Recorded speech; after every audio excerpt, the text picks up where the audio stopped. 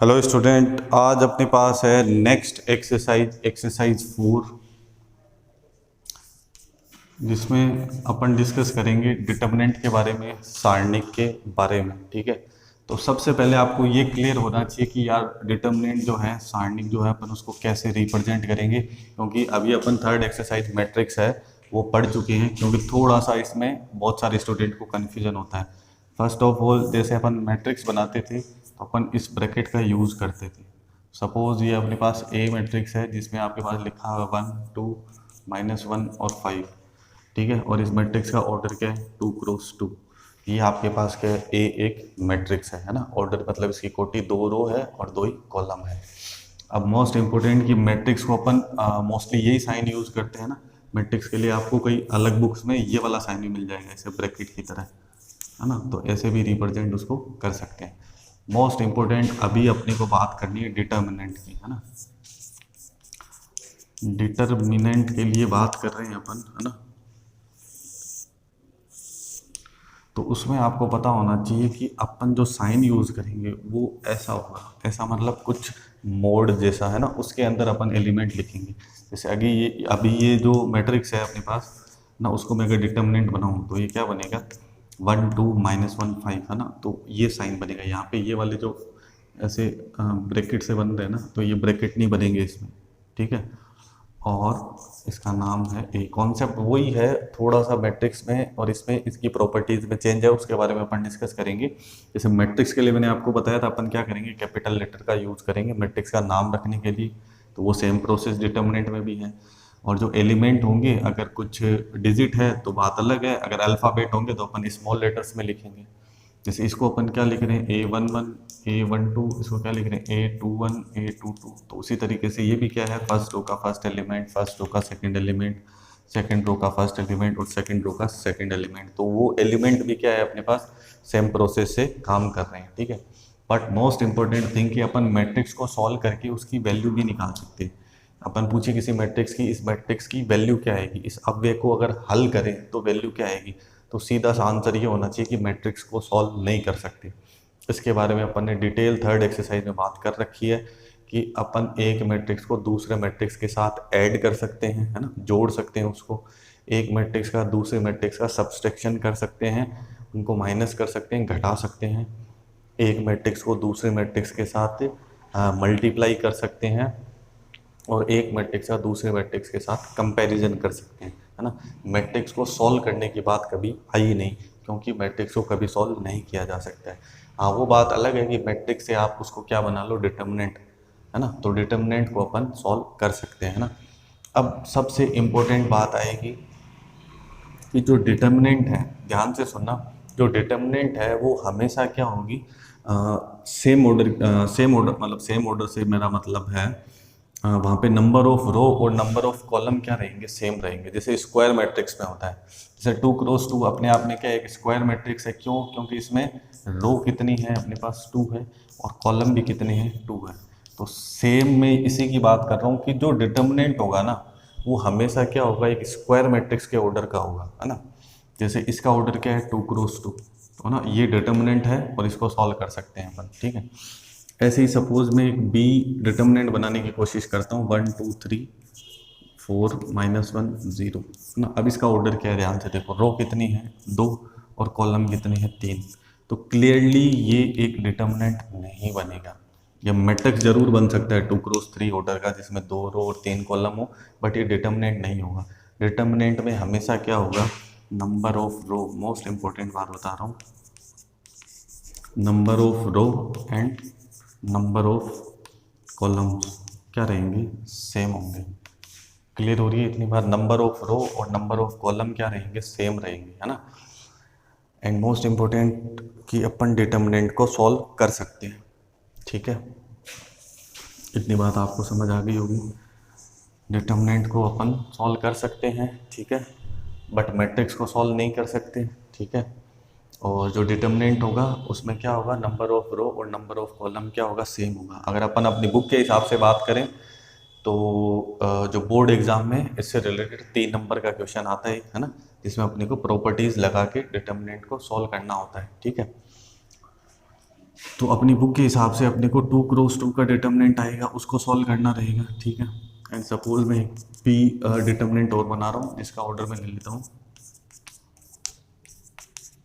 3 cross 3, है ना। 3 cross 3 याद रखना है कि रो और कॉलम क्या होने चाहिए, सेम, जितनी पंक्ति है उतने क्या होने चाहिए, स्तंभ।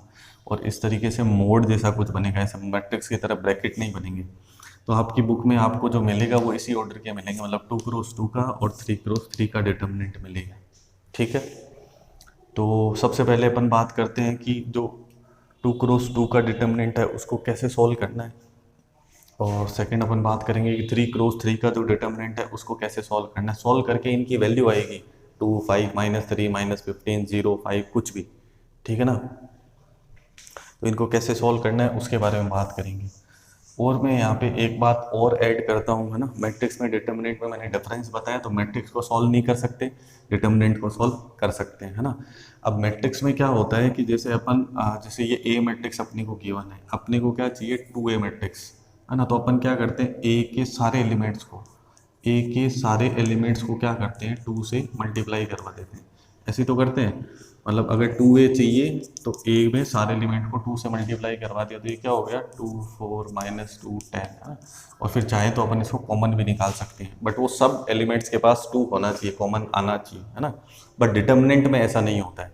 डिटर्मिनेंट में अगर आपको किसी कांस्टेंट से सपोज 2 से मल्टीप्लाई करना है ना, तो वो आपको डिसाइड करना पड़ेगा कि ये जो 2 है वो डिटर्मिनेंट की प्रॉपर्टीज आएगी, तब मैं और अच्छे से एक्सप्लेन करूंगा, है ना। तो अभी आपको ध्यान रखना है कि अगर मैं किसी कांस्टेंट से डिटर्मिनेंट को मल्टीप्लाई कर रहा हूँ, तो डिटर्मिनेंट या तो पर्टिकुलर किसी कॉलम में जाएगा, जैसे सपोज ये 2 आया और C1 मतलब जो फर्स्ट कॉलम है उसमें चला गया, या जो 2 आया वो सेकंड कॉलम में चला गया, या जो 2 है वो R1 में मतलब रो 1 में चला गया, या जो 2 है वो R2 में रो 2 में चला गया, है ना। ऐसे नहीं है कि वो आके सबसे मल्टीप्लाई हो जाएगा, ऐसा किस में होता है, मैट्रिक्स में होता है, ऐसा डिटर्मिनेंट में नहीं होता है। इस 2 को आपको डिसाइड करना पड़ेगा, जैसे मैंने इधर 2 से मल्टीप्लाई करा तो यहाँ पे भी 2 से मल्टीप्लाई करना पड़ेगा।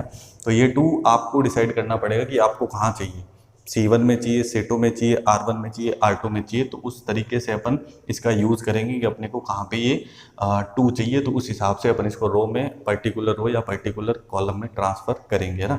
जिस तरीके से ट्रांसफ़र करेंगे उसी तरीके से पर्टिकुलर रो और पर्टिकुलर कॉलम में से अपन क्या कर सकते हैं, किसी कॉन्स्टेंट को डिटर्मिनेंट से बाहर भी निकाल सकते हैं, इट मीन्स कॉमन भी ले सकते हैं। क्लियर हो रहा है इतना, ठीक है। तो ये थोड़ी सी जो बातें थी वो मैंने बताई आपको कि मैट्रिक्स और डिटर्मिनेंट में क्या डिफरेंस है ना। अब अपन बात करते हैं कि how to solve 2 cross 2 determinant. 2 cross 2 का मतलब जिसमें 2 रो और 2 कॉलम हो, उस डिटर्मिनेंट को अपन कैसे सॉल्व करते हैं, ठीक है। डिटर्मिनेंट के लिए मोस्टली कैपिटल लेटर का यूज़ करते हैं अपन, है ना। कई बार आपको डेल्टा भी देखने को मिल सकता है ना, ऐसे ट्रायंगल की तरह डेल्टा बना के भी आ सकता है, या फिर ऐसे ही बोल सकते हैं डिटर्मिनेंट ए, है ना। तो ये सब डिटर्मिनेंट को शो करने के अलग अलग साइन हैं। तो मैं कैपिटल लेटर से ए लिखा है मैंने, उसके अंदर मैंने लिख दिया 1, 2, 3 और 5, ठीक है। इस तरीके से मैंने ये एक डिटर्मिनेंट बना दिया जिसका ऑर्डर क्या है 2 क्रॉस 2, ना। रो और कॉलम सेम होने चाहिए, अदरवाइज वो डिटर्मिनेंट नहीं होगा अगर सेम नहीं है तो। अब इसको सॉल्व करना है ना, तो सॉल्व करने के लिए अपन लिखेंगे ये तो ए डिटर्मिनेंट है। अब मैं क्या कर रहा हूँ, सॉल्व करके डिटर्मिनेंट ए की वैल्यू फाइंड आउट कर रहा हूँ। तो क्या लिखेंगे, डिटर्मिनेंट ए, है ना। मतलब मोड के जैसा कुछ साइन बनाएंगे। मोड के जैसा साइन बनाने का मतलब ये नहीं है कि डिटर्मिनेंट की वैल्यू है वो नेगेटिव नहीं आ सकती है, ये मतलब ये रिप्रेजेंट कर रहा है, ये तो डिटर्मिनेंट है और यहाँ पे क्या लिखा है मैंने, वैल्यू ऑफ डिटर्मिनेंट, है ना। तो उसके लिए मैंने क्या बनाया, दोनों साइड मोड के जैसा कुछ बनाया है। इसका मतलब ये नहीं है कि आंसर नेगेटिव नहीं आ सकता है, आंसर जो आएगा वही लिखना है। अभी अपन नेक्स्ट अगर अपन काम करेंगे तो डिटर्मिनेंट अपनी बहुत हेल्प करेगा area of triangle find out करने के लिए, है ना। त्रिभुज का क्षेत्रफल ज्ञात करने में काम आएगा, और ये 5th एक्सरसाइज में होगा, ठीक है। और फिर अगर अपन आगे स्टडी करेंगे वेक्टर में, तो वेक्टर में भी अपनी बहुत हेल्प करेगा, है ना। 2 वेक्टर है अपने पास, उनका वेक्टर प्रोडक्ट करने के लिए, 2 सदिशों का सदिश गुणा करने के लिए, ठीक है। मोस्ट इंपॉर्टेंट ये डिटर्मिनेंट ए है, ये डिटर्मिनेंट ए की वैल्यू आने वाली है, तो इसको कैसे सॉल्व करना है ना। तो ध्यान रखना आपको, सबसे पहले क्या करना है आपको, 1 को 5 से मतलब फर्स्ट वाले को लास्ट वाले से मल्टीप्लाई करना है। फर्स्ट वाले को लास्ट वाले से। तो 1 को 5 से मल्टीप्लाई करना है, ठीक है। फिर 3 को 2 से, फिर मतलब किसको करना है, थर्ड को और सेकंड को, थर्ड को और सेकंड को, मतलब ये वाली जो टर्म्स है। पहले क्या करा, 1 को और 5 को, 1 को और 5 को, फिर 3 को और 2 को, 3 को और 2 को क्या करना, मल्टीप्लाई। क्लियर है। अब क्या करना है, जब 1 को 5 से करा तो एज इट इज रहेगा, बट अगर अपन ने 3 को 2 से करा है, मतलब इस तरीके से मल्टीप्लाई करा है, तो इसके साथ हमेशा क्या जाएगा, माइनस। मोस्ट इंपॉर्टेंट, बहुत सारे स्टूडेंट मिस्टेक करते हैं इसमें, इसके साथ हमेशा क्या जाएगा, माइनस, ठीक है। तो अपन आगे बात करते हैं कि 5 को 1 से मल्टीप्लाई करेंगे तो क्या आएगा, 5, ठीक है। और 3 को 2 से करेंगे तो क्या आएगा, 6, और बीच में साइन किसका है, माइनस का। तो 5 - 6 क्या आएगा, -1, है ना। तो अब डिटर्मिनेंट की वैल्यू कितनी आई है अपने पास, -1। तो बेसिकली ये जो साइन है मोड ए करके जो मैंने बनाया, हालांकि मोड में समझाने के लिए बोल रहा हूँ कि मोड की तरह बनाना है, मोड ए नहीं है। आप देख रहे हो ये क्या है, वैल्यू ऑफ डिटर्मिनेंट है। तो वो वैल्यू कितनी आई है, -1। कुछ भी आ सकता है, नेगेटिव भी आ सकता है, पॉजिटिव भी आ सकता है। इन शॉर्ट थोड़ा अलग तरीके से समझे तो सपोज डिटर्मिनेंट मेरे पास बी है जिसमें है ABCD, ठीक है।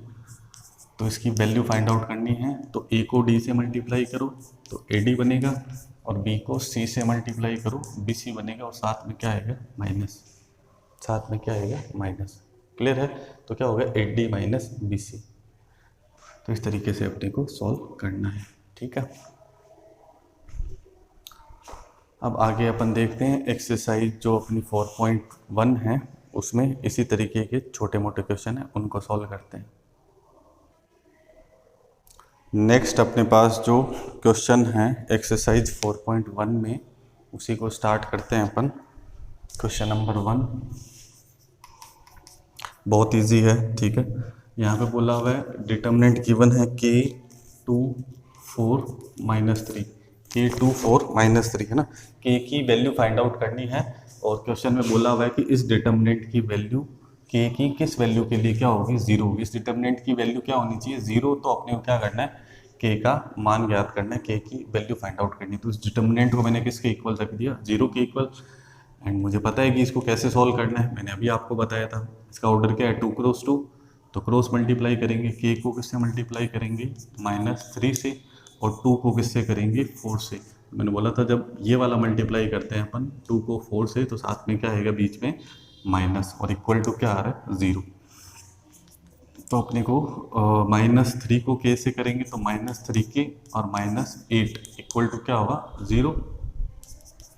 तो -3K इक्वल टू क्या हो गया, 8, और K की वैल्यू क्या आई, 8/3, किसका, माइनस का। तो बहुत इजी है, ठीक है।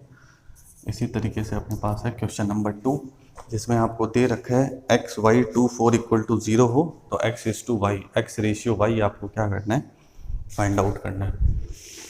XY24 = 0, तो आपको पूछा है X/Y, X अनुपात Y अपने को ज्ञात करना है, ठीक है। तो मल्टीप्लाई कर दो, ये क्या हो गया, 4X, और ये मल्टीप्लाई करेंगे तो बीच में क्या आएगा, माइनस, तो ये 2Y = 0, तो 4X = 2Y। तो इसको कैंसिल कर देंगे अपन, तो क्या आ जाएगा, 2X = Y, क्या आ जाएगा, 2X = Y। अब क्वेश्चन में पूछा क्या है, X/Y, तो यहाँ पे अपने पास जो कंडीशन बनी है उसमें क्या होगा, Y इधर आ जाएगा, है ना। या फिर अपन ऐसे बात करें कि 2 मल्टीप्लाई में है तो डिवाइड में चला जाएगा, और Y जो मल्टीप्लाई में है वो डिवाइड में आ जाएगा, ठीक है ना। तो 2X/Y ऐसे कर लेता हूँ, तो इक्वल में क्या रहेगा। अब बहुत सारे स्टूडेंट इस छोटी सी बात में गलती करते हैं, इक्वल में 0 लिख देते हैं।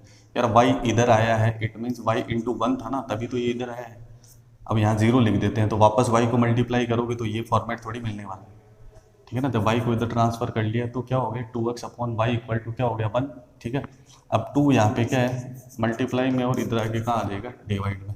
तो X/Y क्या आ गया, 1/2। तो X/Y, है ना, X रेशियो Y कितना आ जाएगा, 1:2, ठीक है। क्लियर है।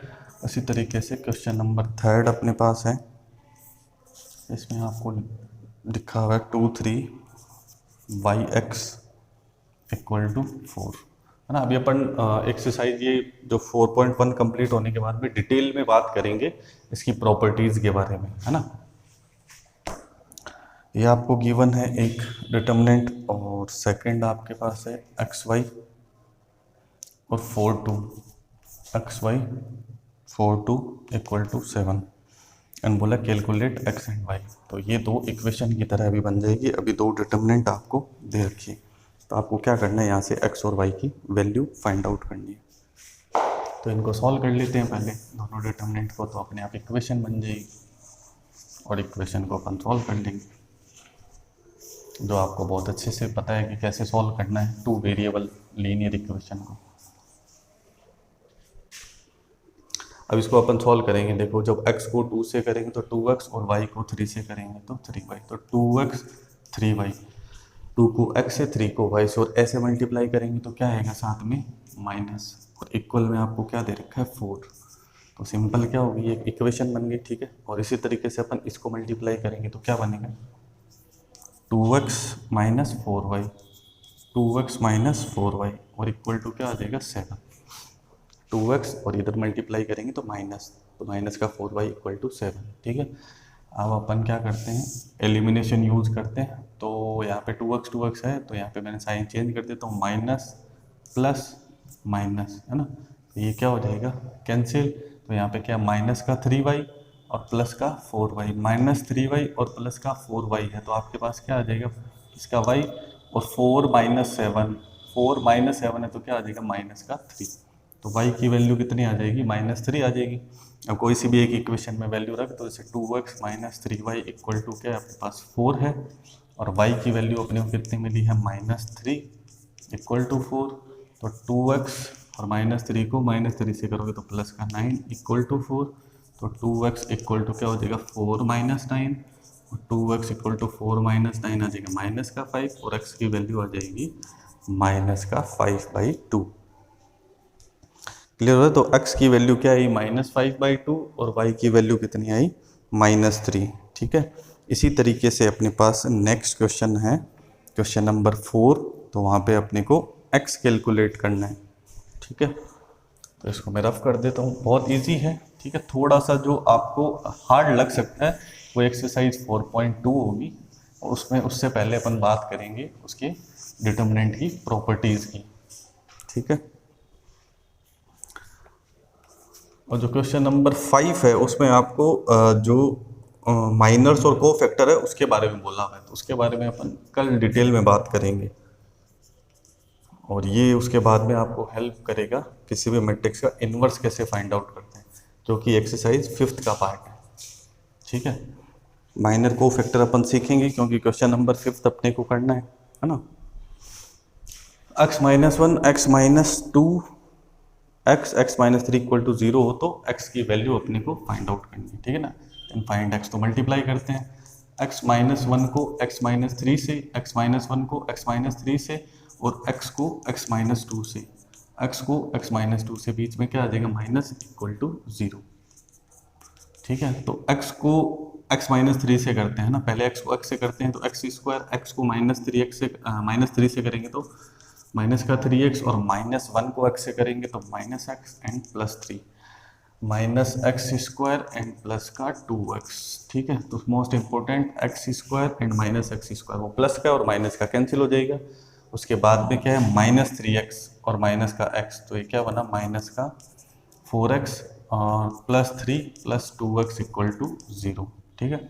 तो यहाँ पे क्या -4x और 2x, तो क्या आएगा 3 - 2x इक्वल टू 0।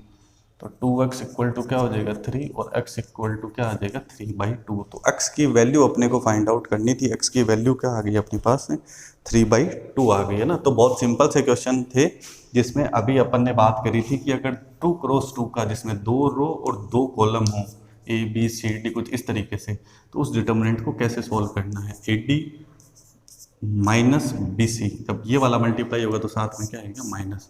और नेक्स्ट क्लास में अपन माइनर्स और को फैक्टर की बात करेंगे, ठीक है। और उसके बाद में अपन देखेंगे कि प्रॉपर्टीज़ ऑफ डिटर्मिनेंट क्या क्या होती है। आप चाहो तो बुक से पढ़ सकते हो ना, 4.2 में है आपके पास प्रॉपर्टीज़ ऑफ डिटर्मिनेंट, उसको अच्छे से पढ़ना है। उन प्रॉपर्टीज़ को अप्लाई करके अपन डिटर्मिनेंट को सॉल्व करेंगे। और आपको ये भी सीखना है कि how to solve 3x3 determinant, उसके बारे में अपन नेक्स्ट क्लास में बात करेंगे। आज के लिए बस इतना ही। Thank you so much.